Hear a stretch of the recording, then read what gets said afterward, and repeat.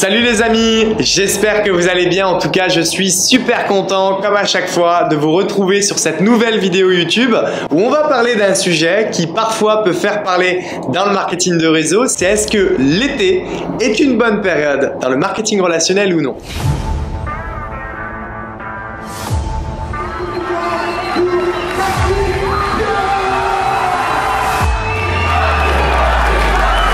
Je suis pas un off-life, je suis pas un off-life, je suis un charbonneur.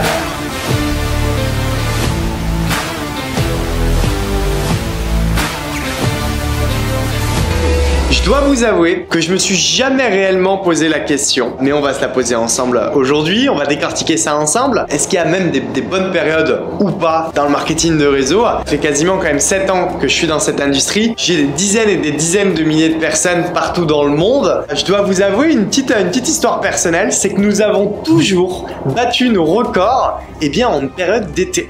Plus précisément au mois de juillet. Je suis pas en train de dire que la période d'été est la meilleure période dans le marketing relationnel parce que je vous ai dit que je ne savais pas s'il y avait des périodes. Mais en tout cas, nous avons toujours battu nos records en période d'été. Maintenant, on va quand même essayer de décortiquer le fait de savoir si est-ce que l'été est une bonne période ou non et pourquoi certaines personnes peuvent penser ça. Peut-être qu'on peut se dire que les gens ont besoin de décompresser. Ok, c'est une raison que l'on peut entendre. Peut-être que l'on peut également se dire que l'été, c'est la période où il fait chaud, on veut aller à la plage, on veut bronzer. Peut-être qu'on peut se dire que, je sais pas, l'été, les gens n'ont pas d'argent parce qu'ils dépensent tout. Peut-être qu'on peut se dire que les gens ne sont pas chez eux puisqu'ils sont à distance. On peut pas leur parler de business, ouais, peut-être. J'ai pas de facilité en vérité à essayer de trouver, le mot qui me venait c'est des excuses, mais je vais dire des raisons à pourquoi est-ce que l'été pourrait être une période compliquée. Parce que j'y crois pas. Ce que je crois, ce que vous pensez, va impacter votre business forcément et va vous donner la réponse en fait à cette question. C'est-à-dire vous, au final, qu'est-ce que vous pensez de ça? Est-ce que vous êtes en accord avec le fait que l'été, les gens sont out ou l'été, les gens sont à profiter, les gens n'ont pas de temps? Si au moment où vous regardez cette vidéo,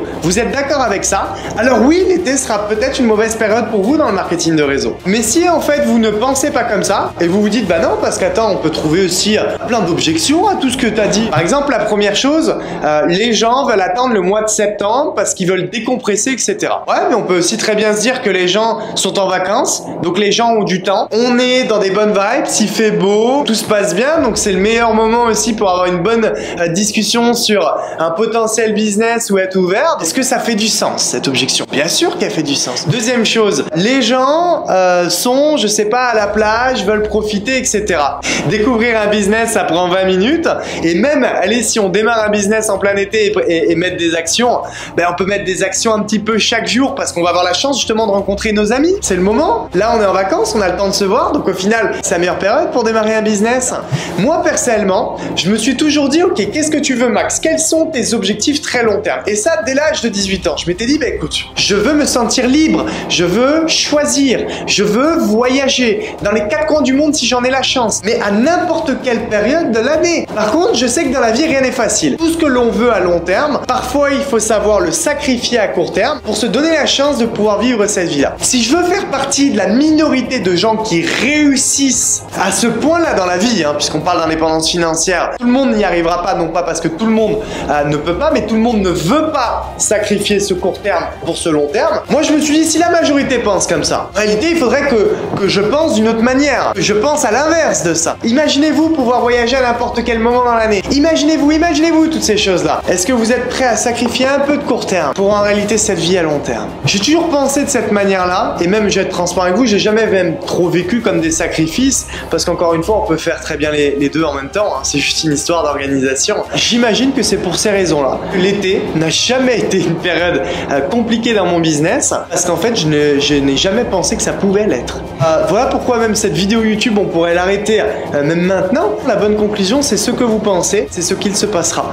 Donc si vous pensez que toutes les premières raisons que j'ai données sont valables et vous êtes ok avec ça, alors peut-être que vous allez devoir accepter que l'été sera une période un peu plus compliquée. Mais si vous refusez ça, parce que vous dites non, moi, je décide qu'il n'y aura pas de mauvaise période dans l'année et je vais être régulier et constant et ça ne veut pas dire que je ne profite pas en même temps, et je peux vous promettre que la période d'été peut même être une période qui propulse votre business. Parce qu'en réalité, les gens sont dans des bonnes vibes et les gens ont besoin des informations et des opportunités que vous avez. Donc décidez de la manière dont vous voulez penser pour créer les résultats que vous voulez.